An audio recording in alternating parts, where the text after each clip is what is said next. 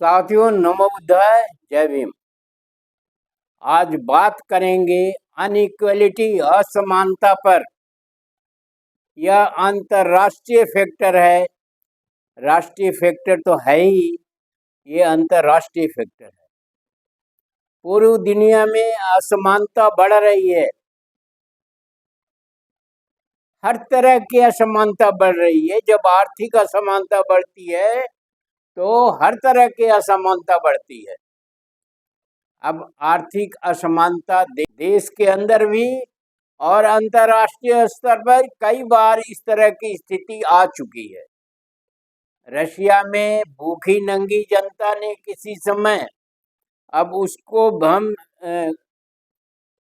ऐसे बता रहे हैं रफ तरीके से, जब वहाँ के शासक के पास गई आंदोलनरत जनता ने, तो शासक ने मिलने से तो इनकार कर ही दिया और ये भी संदेश दिया कि उन्होंने मांग की कि रोटी नहीं है, तो उन्होंने कहा था केक खाओ। रोटी क्या चीज होती है? रोटी की जगह पर केक खाओ। ये भाषा रशिया में क्रांति ला दिया। उसी तरह से अन्य देशों में भी हुआ। ये तंज, ये झूठ, ये अफवाहें, ये कार्य करने की पद्धति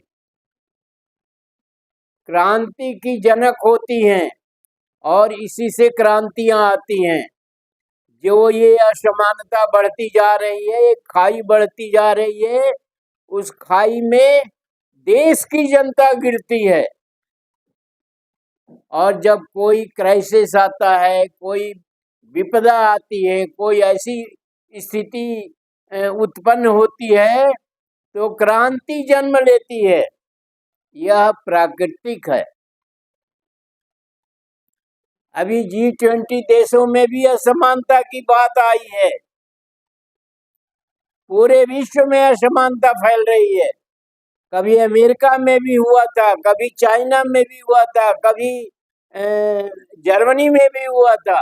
अनेक देशों में हो चुका है और उसकी परिणति जो है, प्रथम विश्व युद्ध, द्वितीय विश्व युद्ध, अब तृतीय का नंबर है। जब भी बुद्धि भ्रष्ट हो रही है। महाभारत भी इसी तथ्य पर हुआ था। पांडवों के साथ अत्याचार हुआ था और उन्हीं के भाई बंधुओं ने अत्याचार किया था। पराकाष्ठा हो गई थी असमानता की। तो आज भारत में भी बड़ी विपन्न स्थिति है। 1% लोगों के पास 50% से ज्यादा की देश की संपत्ति है। मैं अपने देश की बात विशेष कर करूंगा। ये विश्व स्तर पर बीमारी चल रही है। ये इलाज बीमारी है। जब दिमाग पर चढ़ जाती है तो कुछ नहीं दिखाई देता, अंधा हो जाता है आदमी। आज भारत की स्थिति ऐसे ही, रुपया गिर रहा है, बेरोजगारी चरम पर है, शिक्षा खत्म की जा रही है, स्वास्थ्य की भी यही स्थिति है, अराजकता की भी यही स्थिति है, लॉ एंड ऑर्डर की भी यही स्थिति है। लेकिन अपने हाथों से ही अपनी पीठ थपथपाई जा रही है। चाहे वो उत्तर प्रदेश हो, चाहे वो बिहार हो, या चाहे वो मणिपुर हो, चाहे देश का कोई अन्य प्रदेश हो, देश पर कर्ज बढ़ता जा रहा है और सीना चौड़ा होता जा रहा है। अभी तक तो 66-76 कुछ हो चुका होगा। देश की अस्मिता भी बिकेगी, बिक रही है। तो हम गुलामी की तरफ बढ़ रहे हैं। यह बड़ी दुर्भाग्यपूर्ण स्थिति है, निंदनीय है। देश को चौराहे पर लाके खड़ा करने की कोशिश हो रही है और इसमें एक आदमी का दोष नहीं होगा, इसमें एक ग्रुप का दोष होगा। तो स्थिति जो है बदतर होती जा रही है। शायर का कहा हुआ कि यहाँ अकेले मेरा घर थोड़ी ना है, तो वाकई एक अकेले मेरा घर थोड़ी ना है। जिसके पास कुछ नहीं है उसके पास क्या जलेगा, उसको क्या लूटेगा कोई। जिसके पास है उसका लूटा जाएगा, वो क्राइसिस में आएगा, वो विपन्नता में आएगा। इसको गंभीरता से सोचा जाए कि जो धन इकट्ठा किया जा रहा है भ्रष्टाचार से, झूठ बोल के, जुमले बोलकर, अनर्गल जुमले, जिसका कोई सेंस नहीं है, उसका हम क्या यहाँ उदाहरण दे, सब जानते हैं। हिंदू खतरे में है, मुसलमान खतरे में है, ईसाई खतरे में है, ये खतरे में है, वो खतरे में है। कभी वैदिक धर्म हुआ करता था, फिर जाने कुछ और धर्म हो गया, फिर कुछ और धर्म हुआ, आजकल सनातन धर्म है। धर्म को भी राजनीति में इस्तेमाल किया जा रहा है और अच्छी तरह से इस्तेमाल किया जा रहा है। धन का तो इस्तेमाल किया ही जा रहा है, ये युवा शक्ति का भी इस्तेमाल किया जा रहा है। नेहरू के जमाने में देश धीरे धीरे विकसित हुआ, ये मेरा अपनी आंखों से देखा हुआ चीज है कि उस समय क्या स्थिति थी और किस तरह से आज की स्थिति है। एक पुराना ढांचा ढहाया गया और देश की अर्थव्यवस्था चौपट हो। क्या उससे हासिल हुआ? यही हासिल हुआ कि ढहाने वाले जो नेता थे वो आज उसका कष्ट भोग रहे हैं, भोगना पड़ेगा। बिल्कुल उस समय वेग में थे और बिल्कुल उस समय जो है कंट्रोल में नहीं थे, अब कंट्रोल में। स्थितियां बदलते देर नहीं लगती है। स्थितियां बदलना अपने हाथ में नहीं है। हम सोच सकते हैं, अनर्गल कर सकते हैं, कुछ समय के लिए हम खुश हो सकते हैं, लेकिन साथ में कुदरत भी है। कुदरत भी देख रही है आपके कार्यविधि को। समय भी आपका पड़ताल कर रहा है और समय आने पर क्या हुआ? महाभारत हुआ और महाभारत में एक ही नेता थे, न कौरव थे न पांडव थे, केवल अकेले कृष्ण थे, जैसा इतिहास कहता है।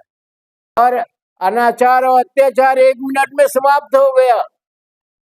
द्रोणाचार्य कुल शिक्षक थे और उन्होंने अपने शिष्य का अंगूठा कटवा लिए, अनावश्यक रूप से कटवा लिए, एक अहंकार में कटवा लिए, और कहते हैं कि कृष्ण सब देख रहे थे।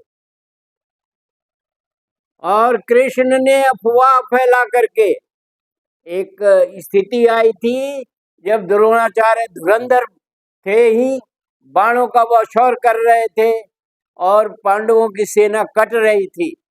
फिर कृष्ण ने मुनादी करवा दिया, अनाउंस करवा दिया, चाहे जैसे भी उस समय कराया हो कि और वो भी युधिष्ठिर से करवाया, क्योंकि वो सच बोलते थे, नरो मरो व कुंजरो। और अश्वत्थामा गर्त में चले गए, मर गए पुत्र मोह के कारण। और कृष्ण जब उनसे मिलने गए तो उन्होंने कहा मेरी क्या गलती थी जो ऐसा हुआ? बोले अंगूठा किसने कटवाया था? हमने कटवाया था कि आपने कटवाया था? तो जिम्मेदारी सबकी बनती है। महाभारत की जिम्मेदारी द्रोणाचार्य की भी थी, कृपाचार्य की भी थी, भीष्म पितामह की भी थी। कोई उस जिम्मेदारी से बचा नहीं और विनाश सभी का हुआ। तो महाभारत चल रहा है देश के अंदर और लोग नहीं करेंगे। लोग तो यहाँ जाहिल किस्म के हैं या मूर्ख किस्म के हैं, क्योंकि उनको इतनी तीक्ष्ण बुद्धि नहीं है कह लीजिए, या समय कह लीजिए।